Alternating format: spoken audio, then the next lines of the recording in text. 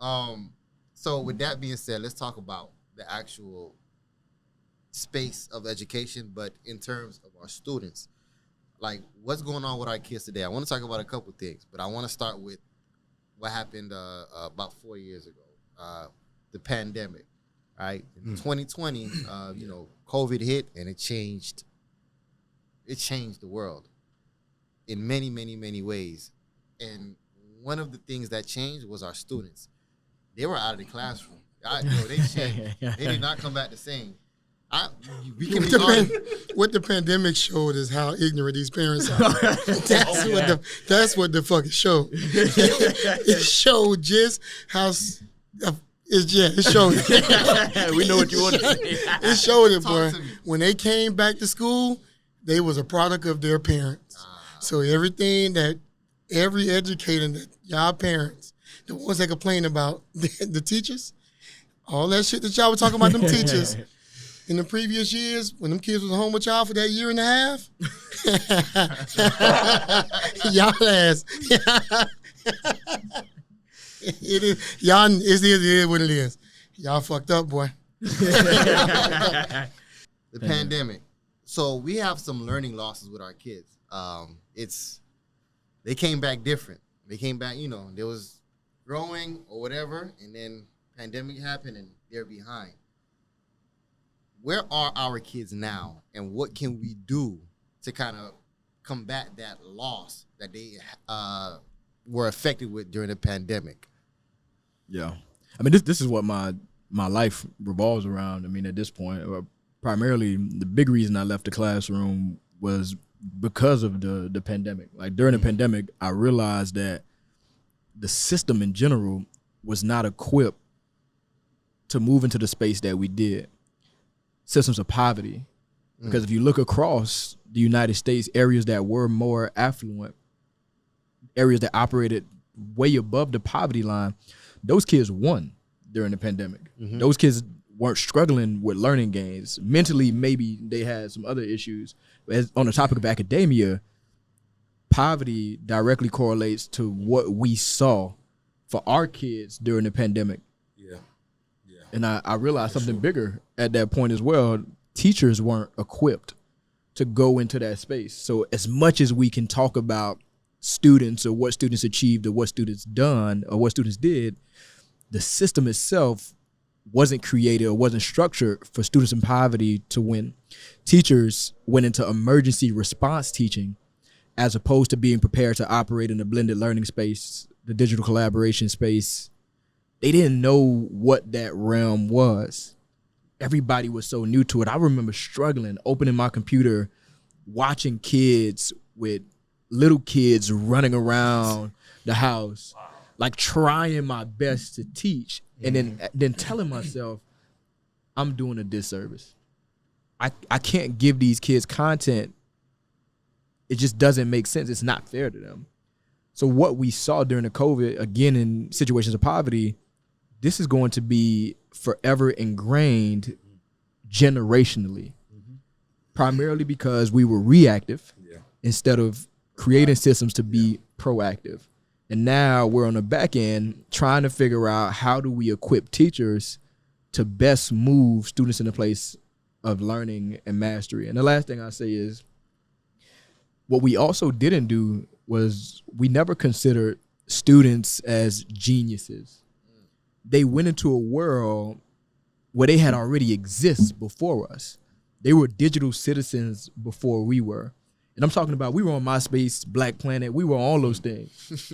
But students were using tech in a particular way, and we never considered how they were already using to determine how we meet them where they are. Why weren't we doing lessons on PlayStation Network?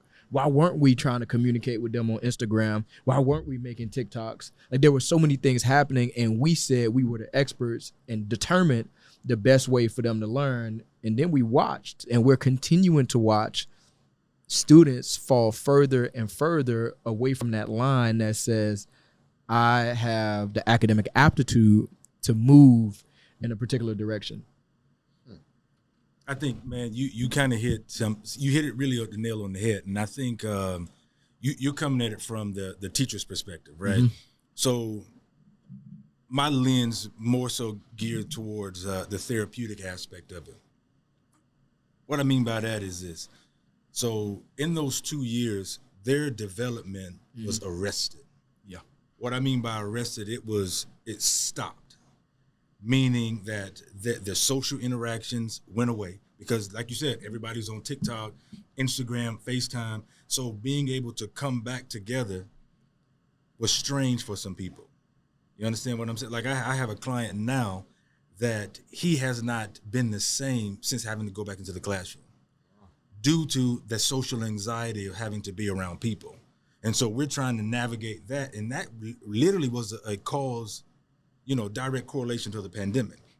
So if my development is arrested, then when I come back to class, I emotionally, when I left the classroom, I was in 5th grade. Now we saw, like in middle school, right? We saw that it was like, why are they so that immature right now? It was, obviously middle school, you very immature, but it was on another level these past couple of years. Yeah. And the reason why, and I had to, and I sat back and, a couple other scholars, we were just sitting back thinking, and it dawned on us because like they're still developmentally arrested in their 5th grade or their 4th grade standpoint. And so we're expecting them to behave like a 7th or 8th grader, but mentally and socially and emotionally, they're behind. Right. And so I can't teach you to get back. We're trying to play catch up, but then your mental stability is shot. Your the ability to emotionally regulate is diminished. You understand what I'm saying? And so that component of it is extremely, so like even during the pandemic, like doing counseling, dog, like I had so many different clients because it was, people did not know what to do with themselves. Right. Right. And they didn't know what to do with if they didn't know what to do with themselves, what do you think that left for the kids who didn't have that structure? Right. You understand what I'm saying? And so that piece, man, it really, like you said, Nemours, it really did a damage on our community, especially those in poverty, like you said, because we didn't have those things, any systems in place. And so like those in the affluent areas, they are already working with their kids on homework. They're already working with their kids on end of year projects or whatever the case. But those in the inner city, they're too busy trying to survive. Exactly. And so if I'm too busy trying to survive, I don't have time to teach you the math formula that Mr. Sumler just taught you on Zoom. I don't have to get out of my face. I'm still trying to figure, and a lot of people weren't working. So they were too busy just trying to be, focus on them. And so what happened is, man, like even now, man, if you look at our kids now, pre-pandemic, post-pandemic, if you look at their development emotionally, socially, academically, they have been arrested. And so what we've been doing these past 2 years is trying to break free of this emotional, this developmental arrest that people have been shot in. So now trying to break free from that is pushback because now you're taking me away from who I am. Yeah. Who I've become, I should say, if that makes sense. Nah, that makes, not to take up too much space, but I just want to respond because it goes into the work that's necessary. Everything it's all systematic.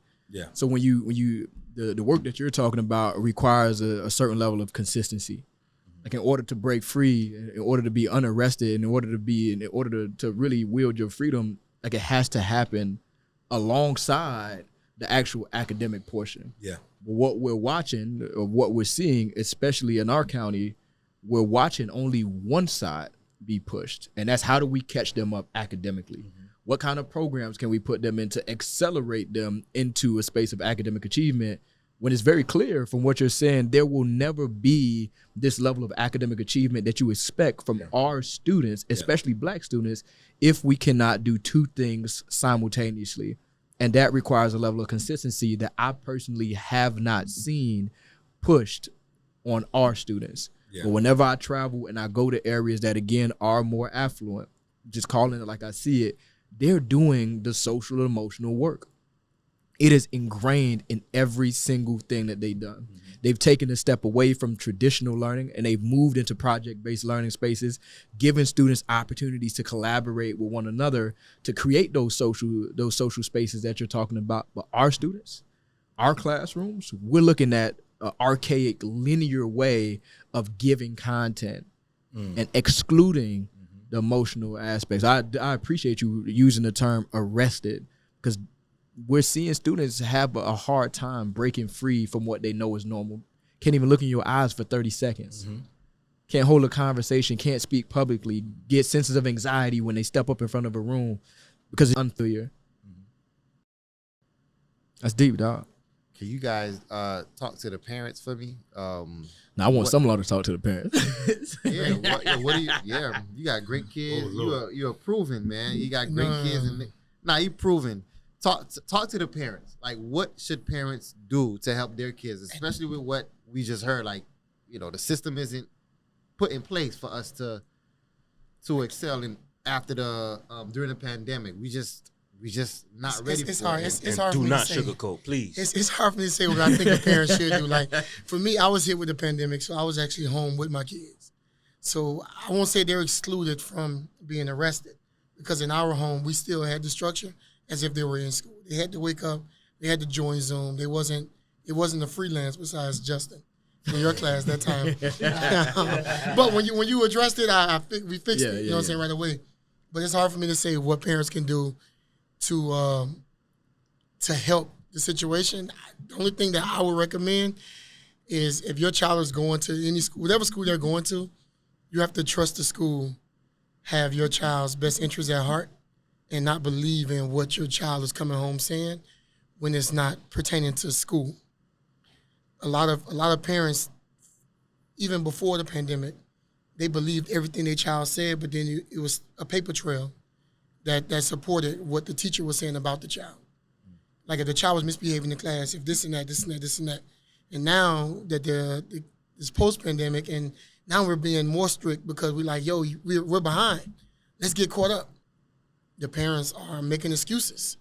Oh, well, the pandemic, well, his last teacher at the other school he was at and everything else, like, they're giving their kids so many excuses to say, oh, that's why I can't learn, because my mom said that the other school didn't reteach us because the teacher was trash. And then now it's, oh, okay, so that's why. And then the mom will come in, or the parent will come in and have the same speech. Oh, yeah, that school, that's why. So at this school, they were learning, but they wasn't doing learnings right here. You sure it's the curriculum? And then private schools. Keep kids away from private schools. Unless it's a real private school. Like, these mom and pop private schools, we got to stop. Because when they come back to public schools, it shows, like, the social, emotional skills. Like, they're horrible. Like, I legit have to show the kids, like, what a bully is in my class, so they can see, like, it's what they're doing is not bullying. They're just trying to hide that they don't know. Like, this is bullying. Let me show you. They're insecure. Yeah, like, this is, like, I had one child the other day, she made a statement. I think she laughed and she snorted. And the kids bust out laughing. She was like, she stuttered. Don't laugh at my stutter. I said, yo, everybody in the world got defects. Just sit back and watch. I made her sit by me, and we just sit down and we picked at every kid in the class. Like, look, his lip is out his mouth and he's not even talking. I mean, his tongue. Like, what is you doing? Like, so don't. You see what I'm saying? Like, that's the social skills that the kids are afraid of from the pandemic. Even with the mask, like, we have kids still wearing the mask now. Like, we didn't know, like, the little girl you had last year. I didn't know that was her face, and I was like, was it a new student? The girl that dreads all over her face. That looked like the boy. What was, drop my names. Shoot, I don't know. Yeah, but I'm just saying, like, it was a young lady at the school for 3 years. Dang, I know what you're talking about. And she wore a mask from the pandemic, obviously, but she still wore it last year. Then one time she came to school without it on, and I asked, was it a new student? And they were like, nah, that's such and such. I'm like, I said, oh, that's how she looked. I feel like Fat Albert, the boys. You remember the boy took the mask off, and everybody was like, oh. Well, I forgot his name on Fat Albert. I'm not that old. I don't know. Shit. I don't know his name. Okay. Yeah. I wanted us to talk to the parents, just to give them some. Let the kids learn. The teacher's gonna teach them. Let them learn.